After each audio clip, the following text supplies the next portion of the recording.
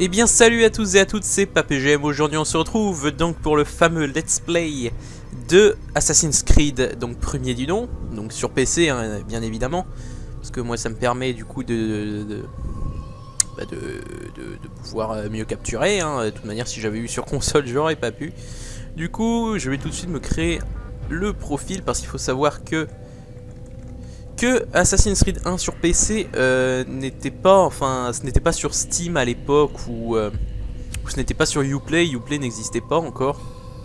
Du coup, bah, il fallait se créer un profil via le, via le jeu, et on sauvegardait sur son disque dur directement. Du coup, si vous le désinstalliez avec tous ses composants, bah, votre partie vous l'aviez dans le cul.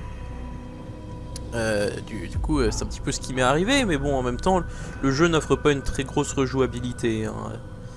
C'est un petit peu ça le gros défaut de Assassin's Creed 1. Il a quelques défauts, mais qui malheureusement font flancher absolument tout le jeu. Mais ça n'en reste pas moins un très très bon jeu. Donc comme je vous l'ai dit, je suis sur l'édition PC, mais je jouerai avec une manette de 360. Vous pouvez entendre les magnifiques sticks. Parce que oui, il est possible sur Assassin's Creed 1 de jouer avec une manette de 360 sur PC. Pourquoi? Bah tout simplement, j'ai toujours trouvé la maniabilité clavier souris des Assassin's Creed nul. J'avais essayé une fois et franchement j'avais pas du tout aimé. Par contre la manette je joue toujours avec, et franchement c'est un plaisir de jouer avec. Hop, donc je vais créer option, modifier commande. Hop, je vais juste, voilà, tac, voilà, ma manette est fonctionnelle. Du coup je vais lancer la partie et je pense qu'il y aura une cinématique. Du coup on se retrouve juste après.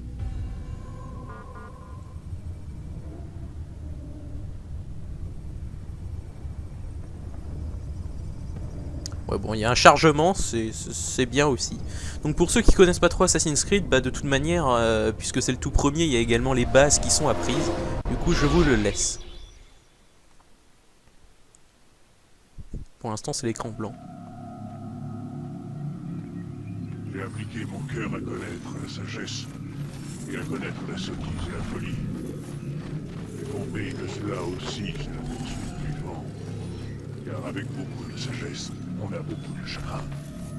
Celui qui augmente sa science augmente sa couleur.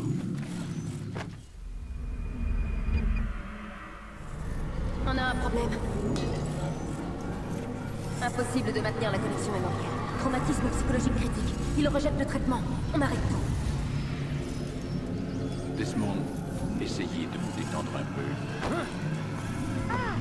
J'avais essayé de le stabiliser. Concentrez-vous. Écoutez ma voix. Ce que vous voyez n'est pas réel. Ça appartient au passé. Vous n'avez aucune raison d'avoir peur. Ça ne marche pas. Laissez-lui le temps de s'adapter, mademoiselle Stillman. La première fois n'est jamais facile. On le perd. Calmez-vous, mademoiselle Stillman. Il faut le sortir de là. Vite. Ne vous inquiétez pas, Desmond. On va vous ramener parmi nous.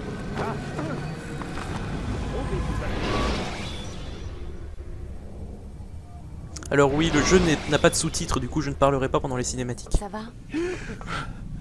Je vous ai dit qu'il allait bien. Salaud! Voyons, je viens de vous sauver la vie. Me sauver la vie? Vous m'avez kidnappé! Vous m'avez attaché à cette chose! Un animus. Ça s'appelle un animus. Je ne sais même pas qui vous êtes. Qu'est-ce que vous me voulez? Vous détenez des informations qui nous intéressent. Des informations? Pour l'amour du ciel, je ne suis qu'un barman.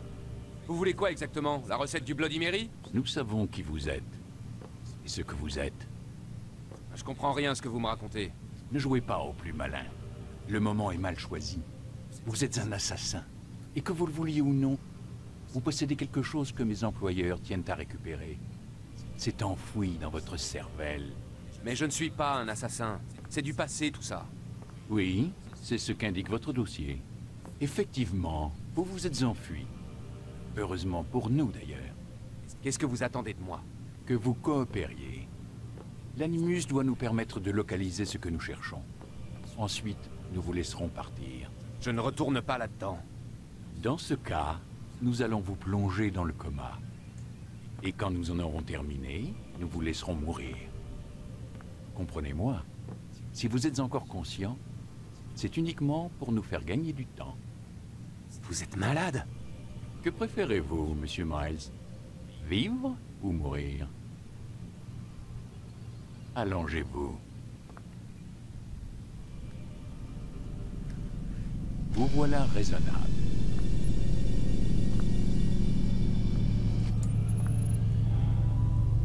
Wow. Où suis-je?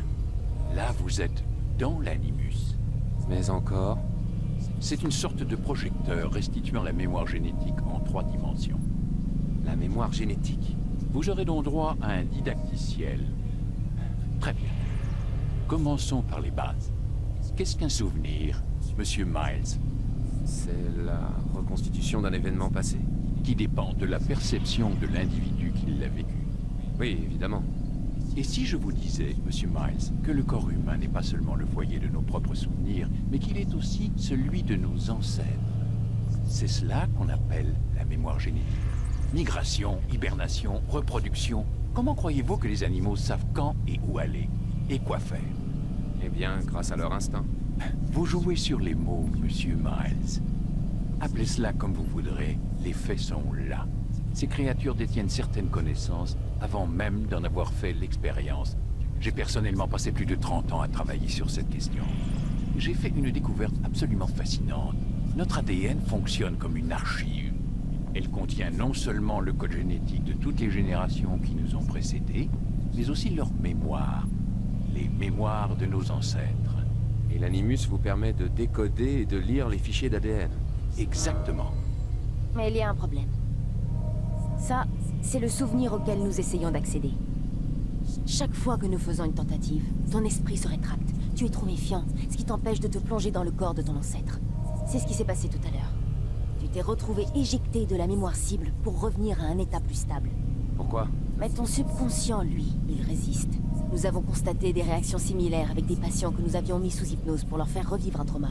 Ils ne peuvent pas accéder directement à ce souvenir. Il faut les y amener en douceur. Et encore, parfois ça ne suffit pas. Alors quelle est la solution? Trouver un souvenir avec lequel tu peux te synchroniser. De là, on pourra avancer. Tu vas t'y faire. Voilà où nous en sommes. C'est par là qu'il faut commencer. Maintenant, je charge le programme d'apprentissage.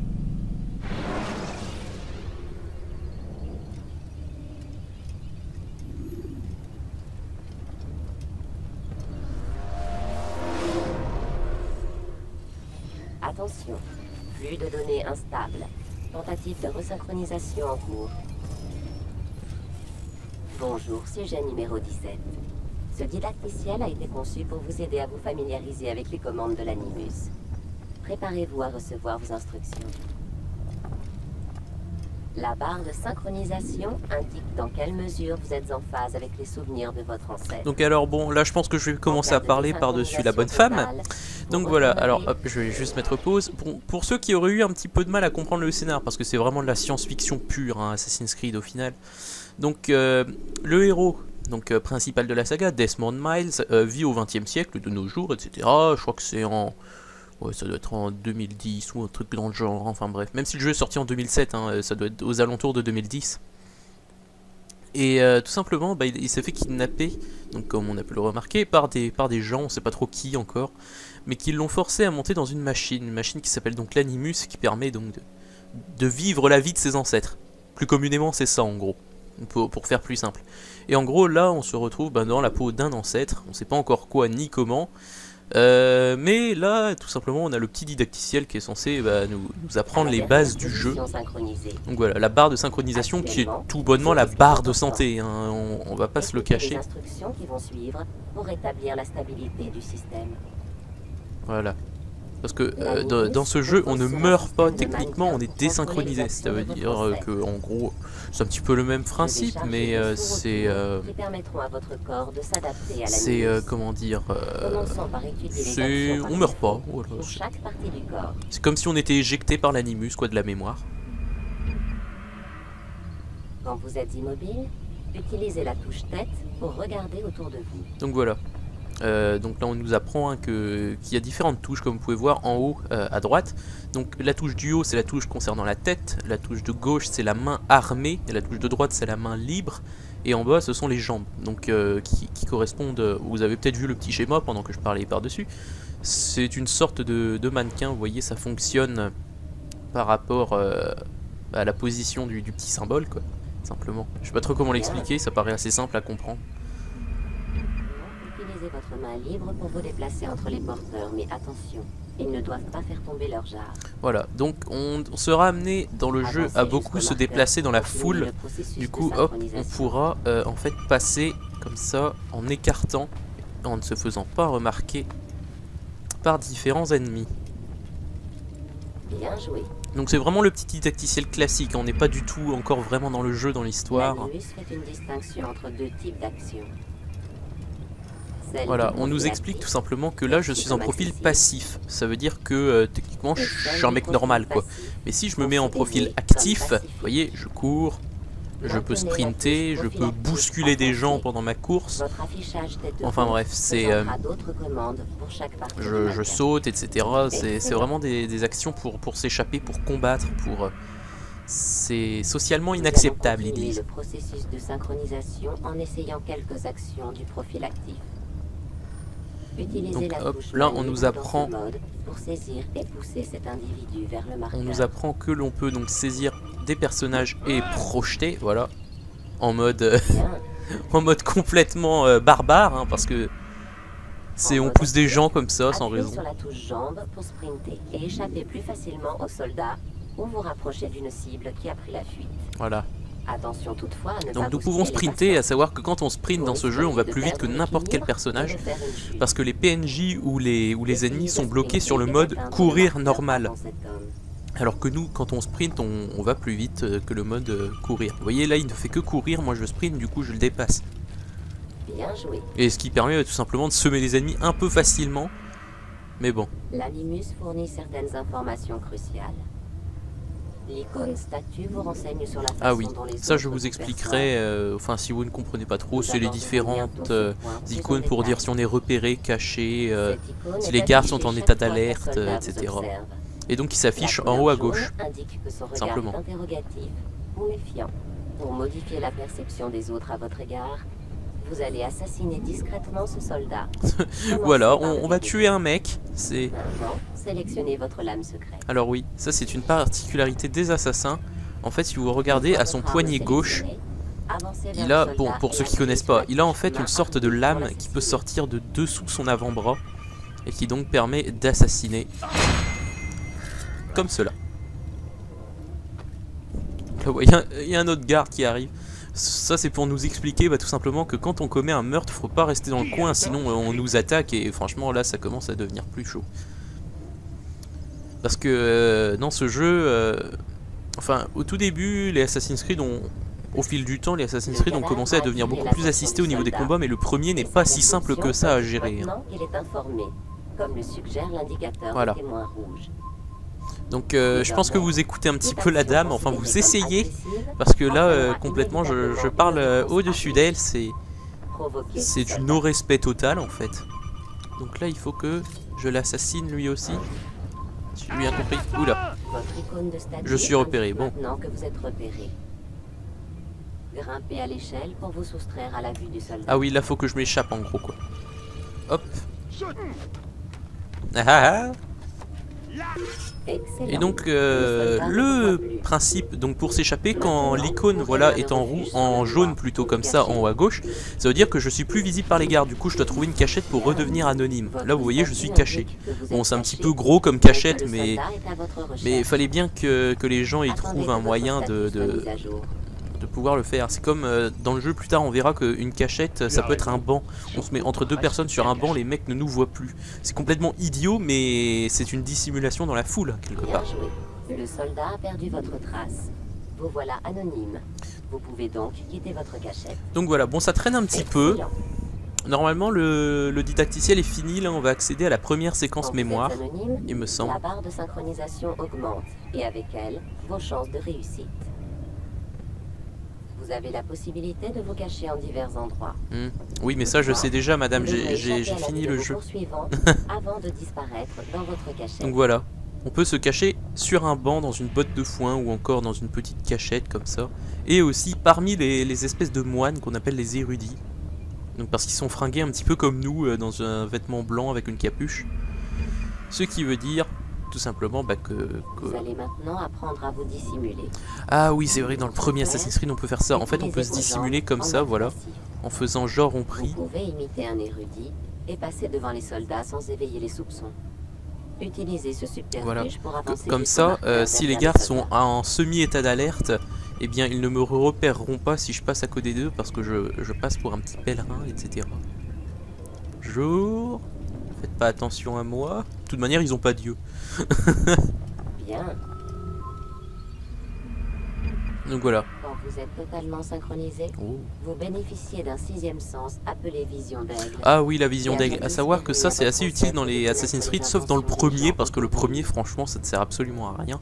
Mais bon, voilà, la vision d'aigle, ça, c'est un sens hyper développé donc des assassins qui leur permet tout simplement de voir les gens sous différents angles. Comme vous pouvez voir, hop, Bien joué. le blanc, c'est un civil, le bleu, c'est un... à moins que... Enfin, le rouge est un ennemi, le doré, c'est un personnage important. Et le bleu et le blanc, je crois que c'est les civils plus ou moins importants, mais je ne me souviens plus très bien, on verra bien. Que si la synchronisation est Regardez la petite lame dont je vous parlais tout à l'heure. Pour rester parfaitement synchronisé, vous devez suivre le credo des assassins comme votre ancêtre avant vous. Donc voilà, le principe de la synchronisation, c'est respecter ce qu'a fait soi-disant l'ancêtre de Ne jamais Desmond. tuer un innocent. Donc ça paraît assez facile, mais bon, il y a plein d'événements qui permettent une soi-disant désynchronisation. Mais ça reste une barre de santé, hein, comme je l'ai dit, c'est largement une barre de santé. Sauf bien sûr quand on tue un citoyen, ce que son ancêtre ne faisait pas, bah tout simplement ça diminue la barre. C'est genre tu tues quelqu'un qu'il fallait pas tuer, tu commences à saigner, c'est ça dans la vraie vie. Hein. Va maintenant être chargé. Donc voilà, la première séquence va enfin être chargée, le didacticiel était un peu long. C'est sûr, c'est pas la partie la plus palpitante du jeu, mais elle y est. Bon bah du coup je pense que je vais vous laisser la cinématique d'introduction et on se retrouvera juste après. Attends, il y a sûrement un autre moyen. Tu n'es pas obligé de le tuer.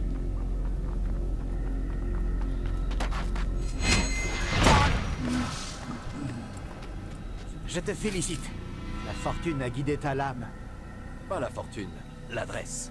Observe-moi, j'ai beaucoup de choses à t'apprendre. Oui, il t'apprendra surtout à mépriser tout ce que notre maître nous a appris. Et toi, qu'aurais-tu fait à ma place? J'aurais évité d'attirer l'attention sur nous. Je n'aurais pas pris la vie d'un innocent. J'aurais suivi les principes de notre credo. Rien n'est vrai, tout est permis. Un jour tu seras un maître Malik, et tu comprendras ces mots. Peu importe comment nous arrivons à nos fins, tant que nous y arrivons. Mais telle n'est pas la voie C'est des celle que frères. j'ai choisie. Je pars en éclaireur. Essaie de ne pas nous couvrir de honte. Quelle est notre mission? Tout ce que mon frère m'a dit, c'est que je devrais être honoré d'y participer. Le maître pense que les Templiers ont trouvé quelque chose sous le mont du Temple. Trésor? Je ne sais pas. Ce qui importe, c'est que le maître trouve cela important, sinon il ne m'aurait pas demandé de le récupérer. Donc voilà, nous dirigeons enfin notre personnage, donc je vais faire les petites présentations. Ce personnage donc c'est Altaïr Ibn Lahad, donc bon, oui c'est un petit peu cliché comme nom, hein, parce qu'en fait nous sommes tout simplement au Moyen-Âge pendant la 3e croisade, donc c'est-à-dire au Moyen-Orient, hein, simplement vous verrez ça tout au long du jeu. Et donc là apparemment bah, on est à la recherche d'un trésor dans des ruines. Mais ce sera le seul niveau en intérieur du jeu. Parce qu'après on se baladera dans des villes, vous verrez ça par vous-même. Et donc la particularité d'Assassin's Creed, on l'a vu à peine avant, c'est que tout simplement le personnage escalade absolument partout. On aura bien sûr l'occasion de largement voir ça durant tout le jeu. Donc voilà, alors un petit garde, on va se le faire. Alors... juste pour la petite histoire, en fait dans Assassin's Creed il y a 2 camps majoritaires donc, qui s'affrontent, les assassins, donc les assassins dont nous faisons partie, hein, qui ont un credo bien déterminé. Il y a également donc ces gens. Donc ça peut paraître comme des croisés, des simples croisés à la base, mais en réalité ce sont donc des templiers. Les Templiers, bon, je pense que tout le monde a déjà entendu parler du principe du Templier dans la vraie vie, que ça a vraiment existé tout ça, mais soi-disant dans Assassin's Creed, l'ordre des Templiers, donc ce sont des gens un petit peu, ce sont les ennemis des assassins tout simplement. Ils n'ont pas du tout la même opinion sur la façon de faire les choses, etc. C'est sûrement cette arche. Quoi? L'arche d'Alliance? Ne sois pas ridicule, il n'existe rien de tel. C'est une légende. Alors, qu'est-ce que c'est? Silence! Quelqu'un approche. Il faut franchir cet obstacle avant l'aube. Plus vite nous en aurons fini, plus vite nous ferons route vers Masyaf pour châtier ces renégats. Robert de Sablé, sa vie m'appartient. Non. Nous devons retrouver le trésor et n'attaquer de Sablé qu'en cas de nécessité. Il nous empêche d'accéder au trésor. La nécessité est réelle. De la discrétion, Altaïr. Ce serait se comporter en lâche. Il est notre pire ennemi. C'est une occasion unique de s'en débarrasser. Tu as déjà bafoué 2 des principes de notre credo. Tu t'apprêtes à en bafouer un 3e. Tu mets notre fraternité en danger. Je suis ton supérieur. De par mon titre et mes capacités, tu devrais éviter de t'opposer à moi. Et donc là, on va tout simplement tenter de buter quelqu'un. Arrêtez, Templiers. Vous n'êtes pas les seuls que le trésor intéresse. Ah. Voilà pourquoi il nous manque un homme. Et que veux-tu, au juste?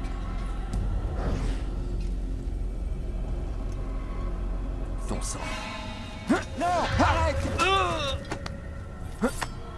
Tu ne sais pas à qui tu as affaire, assassin. Je vais t'épargner, mais uniquement pour que tu remettes un message à ton maître. Lui et ses semblables doivent renoncer à la Terre Sainte. Je lui conseille d'en partir tant qu'il le peut encore. Restez et vous mourrez tous.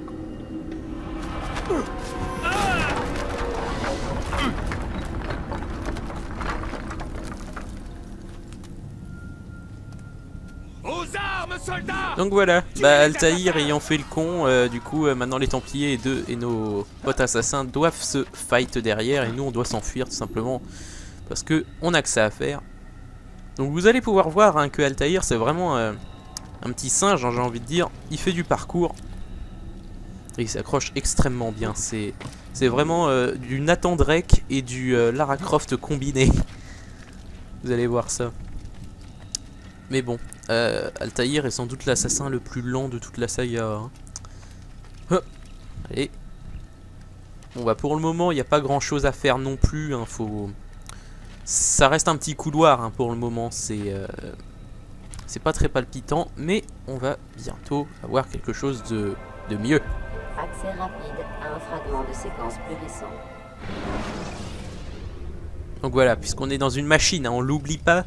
On avance un petit peu dans l'histoire d'Altaïr comme ça par petits moments pour tout simplement pour montrer les scènes les plus spectaculaires hein, parce que une vie normale ce serait chiant hein, c'est sûr.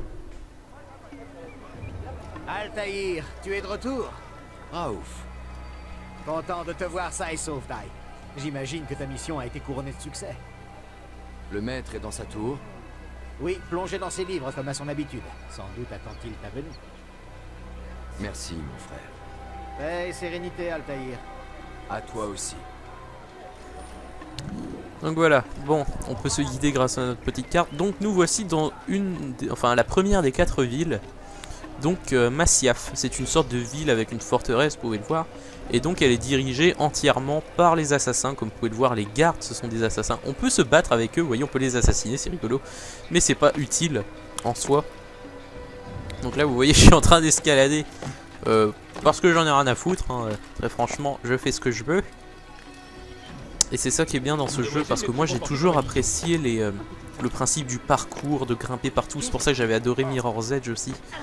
Et très franchement, Assassin's Creed, du coup, c'est une saga pour moi. Pardon, madame. Ah oui, c'est raciste, hein, les femmes portent la burqa, tout ça. Non, non, non. Parce qu'il faut savoir que les assassins, eux, ne représentent pas forcément une religion. C'est pas parce que Altaïr est un arabe forcément qui sera musulman dans l'histoire. Hein.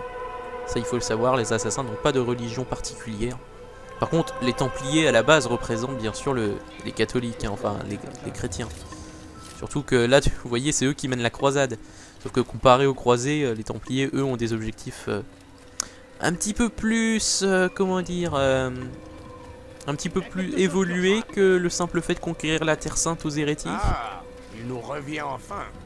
Abbas, Où sont les autres? Tu as pris de l'avance pour arriver en premier? Je sais que tu détestes partager les honneurs. On dit que le silence est une forme de consentement. n'as-tu rien de mieux à faire? Je t'apporte un message du maître. Il t'attend dans la bibliothèque. Dépêche-toi. Ta flagornerie va une nouvelle fois pouvoir s'exercer. Un mot de plus, et ma lame tranchera ta gorge. Nous aurons l'occasion d'en reparler, mon frère. Et on remarque d'ailleurs que Altaïr au sein de l'ordre des assassins n'est pas très apprécié, on va dire ça comme ça. Hop. Alors je vais juste du coup aller voir le Grand Master. Le maître t'attend à l'intérieur. Oui, merci, je sais. Donc je me souviens plus si je vous l'avais dit, mais donc il n'y a pas de sous-titres dans le jeu. Je peux pas en mettre ou en enlever. Du coup c'est pour ça que je me tais, hein, principalement.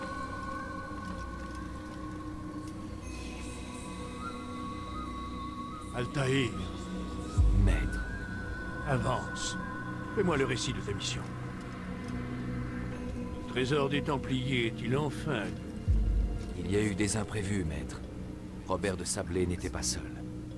L'imprévu fait partie de notre travail. C'est notre capacité à nous adapter qui fait de nous ce que nous sommes. Cette fois, cela n'a pas suffi. Que veux-tu dire? J'ai échoué, maître. Le trésor Je ne l'ai pas. et de Sablé. Il s'est échappé. Je t'ai envoyé, toi, le meilleur de mes hommes, accomplir une mission d'une importance capitale plus que tout autre. Et tout ce que tu me rapportes, ce sont de piètres excuses. Oui, Tais-toi. Ne dis plus un mot. Je m'attendais à mieux. Je vais devoir envoyer d'autres hommes. je vous jure que je le retrouverai. J'y retourne. Non. Tu resteras ici. On a déjà assez fait. Où sont Malik et Kadar? Mort. Non! Pas tout à fait. Malik Je suis toujours en vie. et ton frère? Il n'est plus. Par ta faute! De Sablé m'a forcé à partir. Je ne pouvais pas revenir, je n'ai rien pu faire. Parce que tu as ignoré mes mises en garde. Nous aurions pu éviter cela. Et mon frère serait encore en vie. Ton arrogance a failli nous priver de la victoire. Failli? Voilà ce que votre protégé aurait dû vous rapporter. Tenez. Prenez-le. Mais j'ai bien peur que ce trésor ne nous cause de nouveaux ennuis. Maître, nous sommes attaqués. Robert de Sablé fait le siège du village de Masyaf. Cherche donc l'affrontement. Très bien. Ne le décevons pas. Va, avertis les autres. Ils préparent la forteresse. Quant à toi, Altaïr, nous poursuivrons cette discussion plus tard. Dirige-toi vers le village. Élimine les envahisseurs. Chasse-les de notre terre. Ce sera fait. Avance rapide vers une séquence plus récente. Et donc voilà, bon, Altaïr n'est plus du tout apprécié, même par le maître, hein, on a vu ça. Et maintenant, les Templiers attaquent Masyaf. Du coup, je ne sais pas combien de temps je suis. Je vais juste faire du coup la petite coupure et je vous retrouve tout de suite. Et bien, tout le monde, alors je suis à 28 minutes, du coup je pense que l'épisode va se terminer ici, parce que sinon ça va mettre un petit peu de temps à upload. Du coup je vais vous tourner la suite tout de suite, parce que bah, je peux pas vous laisser sans. J'essaierai de vous upload vraiment assez rapidement, mais je verrai ce que je peux faire, hein, je ne suis pas surhumain. Néanmoins, j'espère que le petit retour vous plaît toujours autant, j'espère que le jeu vous plaît assez, parce que... comme je vous l'ai dit, j'alternerai avec un autre jeu à un certain moment, mais je ne sais pas trop lequel des deux que j'avais choisi. On verra bien. Bon, en tout cas, moi je vous dis salut à tous, portez-vous bien et à la prochaine. Salut!